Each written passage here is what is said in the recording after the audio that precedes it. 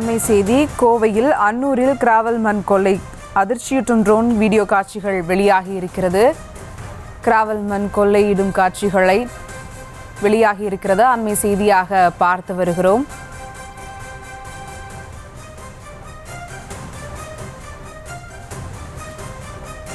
கடந்த ஒரு மாத காலமாக இரவு பகல் பாராமல் மணல் திருட்டு அங்கு நடைபெறுவதாக தகவல்கள் வெளியாகி இருக்கிறது. அண்மை செய்தியாக பார்த்து வருகிறோம்.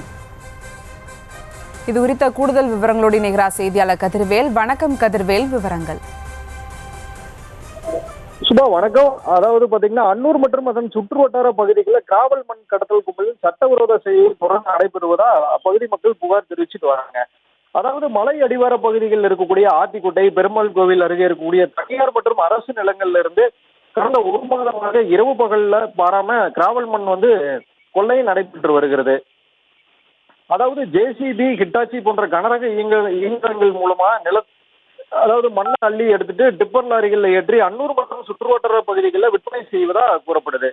இதனால் இப்பகுதியில் இயற்கை வளங்கள் அழிந்து சுற்றுச்சூழல் மாசுபட்டுவது, அது மட்டும் இல்லாமல் நிலச்சரிவு ஏற்படக்கூடிய அபாயம் இருக்குது.